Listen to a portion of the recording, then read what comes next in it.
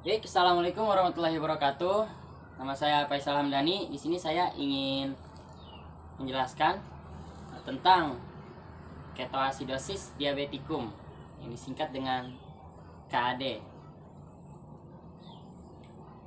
Ketoasidosis diabeticum itu sendiri merupakan komplikasi akut diabetes mellitus yang ditandai dengan dehidrasi, kehilangan elektrolit, dan asidosis.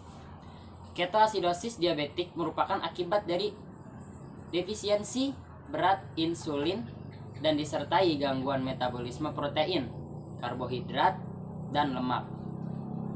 Pengertian ketoasidosis diabetik adalah keadaan dekompensasi metabolik yang ditandai oleh hiperglikemia, asidosis, dan ketosis, terutama disebabkan oleh defisiensi insulin absolut yang relatif. Ketoasidosis diabeticum adalah merupakan trias dari hiperglikemia, asidosis, dan ketosis yang terlihat terutama pada pasien dengan diabetes tipe 1. Etiologi. Yang pertama, infeksi, lanjut kepada ketidakpatuhan, lalu pengobatan, onset baru diabetes atau dosis insulin tidak adekuat, lanjut ke kardiovaskular, yakni infark miokardium. Biasanya terjadi penyebab lain seperti pankreatitis dan kehamilan. Pengobatan kortikosteroid dan adrenergik biasanya.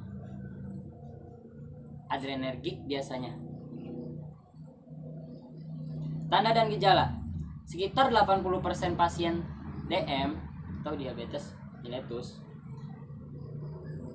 pernapasan cepat dan dalam, dehidrasi, tekanan tugor kulit menurun, lidah dan bibir kering, kadang-kadang hipovolemi dan shock, bau aseton dan hawa panas. Lanjut, bau aseton dan hawa napas, didahului oleh poliuria, polidipsi, riwayat berhenti menyuntik insulin, demam, infeksi, muntah, dan nyeri perut. Oke, lanjut. Kriteria diagnosisnya adalah hiperglikemia bila kadar glukosa darah lebih dari 11. Kriteria diagnosisnya adalah hiperglikemia. Oke, lanjut. Kriteria diagnosis pada penyakit ini ada beberapa poin. Yang pertama, pada yang menderita hiperglikemia, bila kadar glukosa darah lebih dari 200 mg, maka bisa jadi pasien tersebut menderita penyakit seperti ini. Yang kedua, asidosis. Bila pH darah kurang dari 7,3, maka bisa jadi pasien ini menderita penyakit seperti ini. Kadar bikarbonat kurang dari 15. Derajat berat ringannya asidosis diklasifikasikan sebagai berikut. Derajat asidosis Derajat berat ringannya asidosis dapat diklasifikasikan seperti ini. Derajat ringannya bila pH darah 7,25 sampai 7,3 bikarbonat 10 sampai 15 liter. Sedangnya bila pH darah 7,1 sampai 7,24 bikarbonat 5 sampai 10 liter. Beratnya bila pH darah kurang dari 7,1 bikarbonat dan kurang dari 5 liter. Komplikasinya seperti ginjal diabetik, nefropati diabetik, kebutaan, retinopati diabetik, dan saraf neuropati diabetik lainnya seperti kelainan jantung, hipoglikemia, dan hipertensi.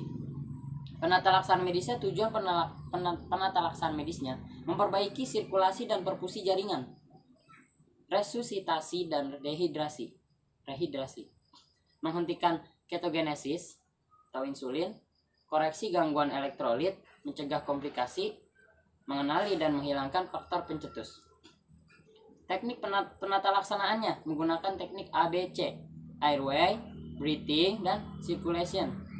Pengkajian perawat yang dikaji adalah aktivitas dan istirahat pasien, sirkulasi, integritas atau ego, eliminasinya, nutrisi atau cairan, dan terakhir adalah neurosensorinya.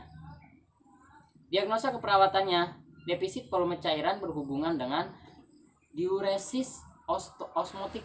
Perawatannya, defisit volume cairan berhubungan dengan diuresis osmotik akibat hiperglikemia, pengeluaran cairan berlebihan, diare, muntah, pembatasan intake akibat mual, kacau mental, pola napas tidak efektif berhubungan dengan kompetensi asidosis metabolik.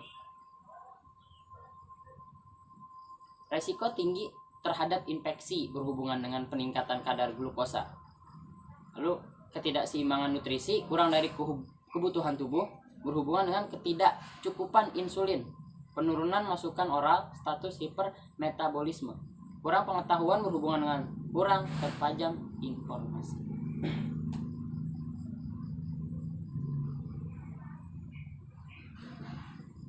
Implementasi dan evaluasinya, tindakan keperawatan atau implementasi sesuai intervensi dan evaluasi berdasarkan tujuan serta kriteria hasil yang ditentukan dalam intervensi itu sendiri. Terima kasih. Kurang lebihnya mohon maaf. Assalamualaikum warahmatullahi wabarakatuh.